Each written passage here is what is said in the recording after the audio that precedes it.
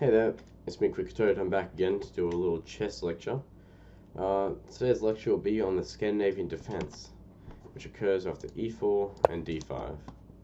Our main line is e takes d5, queen takes d5, and knight to c3, where black can either play queen to d8, queen to e5 or e6, or queen to a5. I don't think that facing this opening is worth it, so there's a much simpler solution, because after e takes d5, there's also some sacrifices. There's knight to f6. So I'm saying skip all this and just play knight to c3. Knight to c3 is very, very safe. It's a very, very sound. And it's a very, very logical opening strategy for white in the Scandinavian. It proves that you have no greed, and it scares your opponent, because all Scandinavian players are very, very used to main line. So what? So we play knight to c3, and they have four main moves. They have taken the pawn, and they are pushing the pawn, or they are saving the pawn with pawn to c6 or knight to f6. We will be going over d takes e4 and d4 first, followed by c6 and knight to f6. So let's go with d takes e4. So d takes e4, knight takes e4, knight to f6. Now, I personally don't want to be trading off the knights this early in the game, so I like putting the knight on g3 with possible threats of knight to f5, knight to h5, and with a knight on g3 and f3, it's actually a very, very safe position. You know, the king is extremely safe when you castle, and pawns can't really push because of simple h4 or h3 in itself, because the knights can always go back depending on where the king is. So yeah, knight to f3, we have bishop to g4, pawn to h3, bishop takes f3, queen takes f3, knight to d4, and I was looking at a few lines, and I looked at queen takes b7. So initially I thought it was great, right? So knight takes c2, king to d1, knight takes a1, right? This looks fine. After bishop to b5, knight to d7, bishop takes d7. Now the queen can take, or the king can take. Also, if the queen takes, we go queen takes rook, queen blocks, takes queen, king takes, and b3, g6, and bishop to b2, right? So obviously we're going to be winning the knight next move, so that's already a pretty good line. Or, instead of queen blocks, we can, instead of queen takes, we can go king takes. But the king takes, queen to e5, queen to d5 check is such a beautiful move. So either go king to e8, they go king to c8. If they go king to c8, we simply take the rook, take the queen, and same moves. And if king to e8, we go queen check again, we take it, and then we go pawn to b3 with bishop to b2 also coming next move. So you can't really beat that. But the problem is with this line is one extremely simple move, which is, so let's go back a few moves. Yeah, say queen takes b7. After queen takes b7, black has to go rook to b8, right? The threat is knight takes c2. So how can our queen defend c2? We got here, here, and practically anyone this far, right? So queen can't go here because of the knight. Queen can't go here because of the knight and the rook. And the queen can't go here because of this knight. So what? Queen goes to a6, knight takes c2 check, king to d1, knight takes a1. Now bishop check does not work here because there's no really awesome queen takes rook, unfortunately. So if we go back, this whole entire line is actually terrible. And if we go queen to c3, it becomes a very boring and risky position, with threats of knight to e4 and knight to d5 coming. So I would highly recommend staying away from this. So instead of knight to f3, you actually play h3 here to prevent the bishop from getting to g4. Now the question is, where can black's bishop actually go? It can't go to g4, can't go to f5, it won't go to e6 because this pawn needs to be moved so the bishop can actually get out. It won't go to d7 because it does nothing. So obviously it'll be fiend killed. So pawn to b6. Now we go bishop to b5, right? Ping the knight to the king, and immediately attacking the knight. So we force bishop to b7. We play knight to f3, potentially threatening moves like knight to e5, knight to d5, etc. They play e6, we just castle, right? We have king to h2, we have knight to h2 in case of emergency. It's a very, very safe position because the two knights and the h pawn can completely hold down the king side against any pawn attack. That's what we've bishop to c5. It seems reasonable. Your opponent will probably play this. Yeah, we just have d4. It's a simple move. All we do is just push the pawn to the middle of the board. They can't take it because the knight is pinned to the king, and we have two defenders. So they go bishop to d6. Well, we simply play knight to e5, and what can black do here? You know, that's what it's. So bishop takes e5 is practically forced because you can't defend this knight anymore, and you have two attackers versus one defender. So this will always be a win for white. So therefore you need to take the knight. But what? Let's go d takes e5, queen takes queen, rook takes, and then knight to d7. Because where else can the knight go? It won't go to e5 because of moves like c4. It won't go to g8 because you need a kingside castle, and the rook blocks queenside castling. So it has to go to d7. But then there's threats of moves like knight to h5 with attacks on g7. There's moves like knight to e4 with attacks on f6 potentially, and d6. Like, white has a whole entire pawn system while black has nothing, all because of the h3 pawn in this knight with this bishop combined over here. Like, white could probably just play bishop to g5 to prevent black from castling long. And also they can't castle short here because of rook takes d7, so this is definitely already winning for white. So let's go back. After knight to c3, they can also play pawn to d4. After d4, once again we play knight to e2. They play pawn to c5, we play knight to f3. They play pawn to e5, trying to defend the pawn. Now we can play two moves. We can play d3, which we'll go over now, or we can play knight to g3.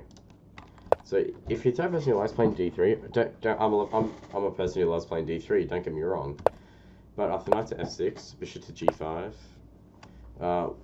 let's just say that they played some random move like a6. This poses no actual benefit to them, but like, what can we do, you know? If we push c3, then not even forced to take it. Like, this bishop is completely useless because either the knight goes to g3 and it's there the whole entire game, or the pawn goes to g3 and the knight is doing nothing the whole entire game. Like b6, like, look, c takes, our knight's still useless, and our bishop is literally blocked in and can't do anything. Like, that's why I'm very against d3 in this scenario, and why you should be playing knight to g3 here. Knight to g3, it allows the bishop to go out to b5 to c4. It still allows d3, also allows h3. So let's go with this. Bishop to g4, pawn to h3, bishop takes knight, queen takes knight. Knight to f6, bishop to c4. You see where this is going? We're getting a sort of attack forming. Oh, sorry, let's go back.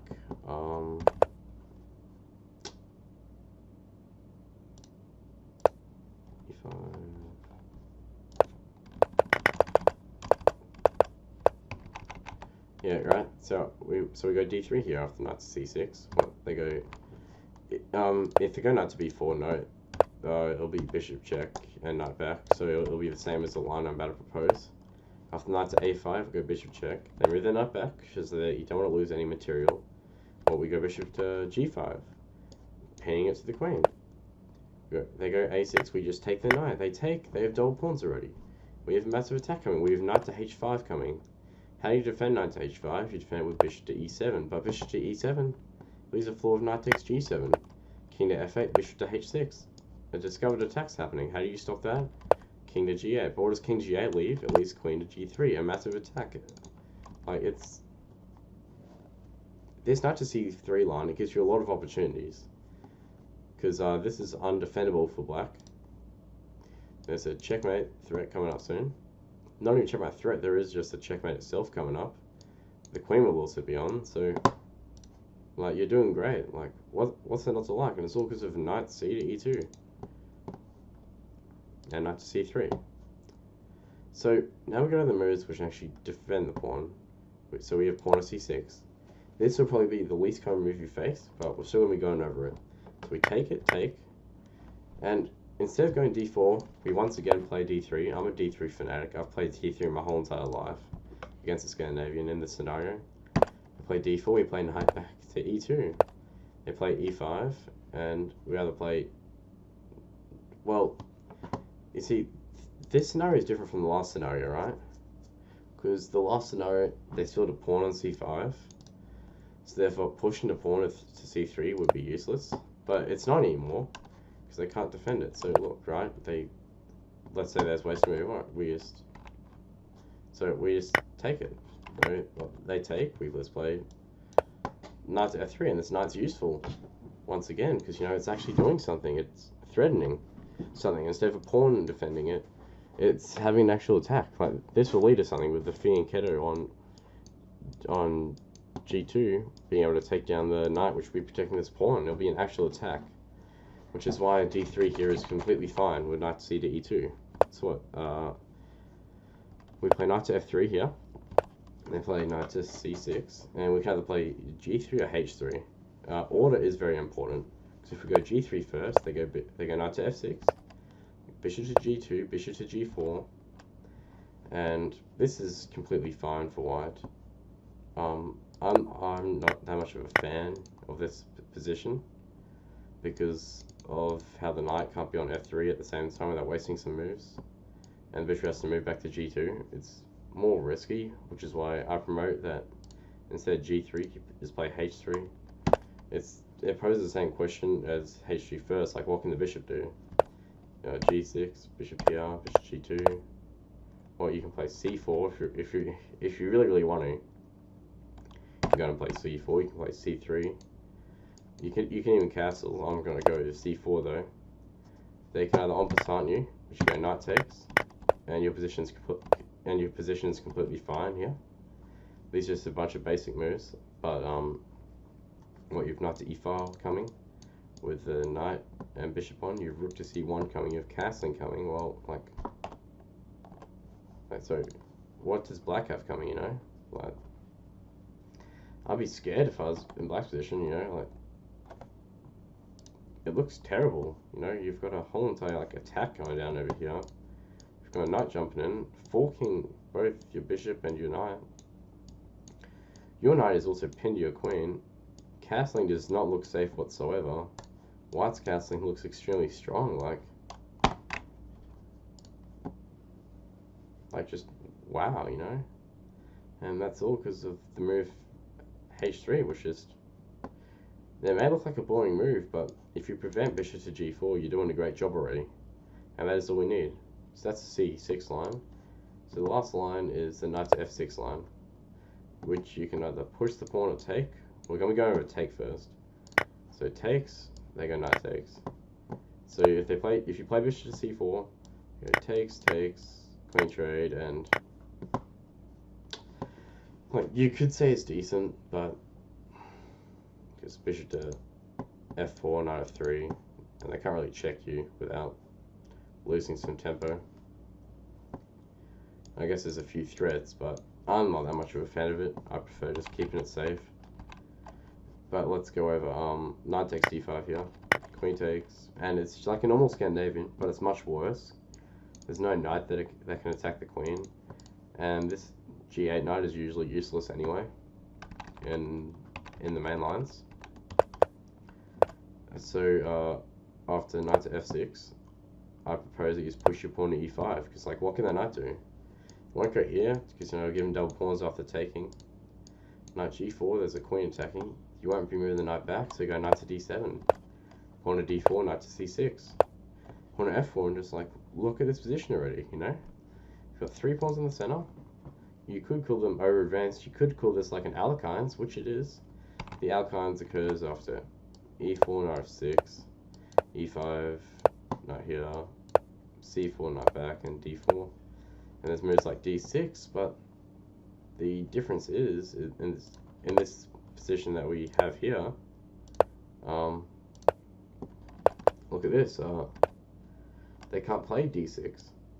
They can't play c5. Our pawn isn't overextended on c4. Like our pawn's on f4. This is strong.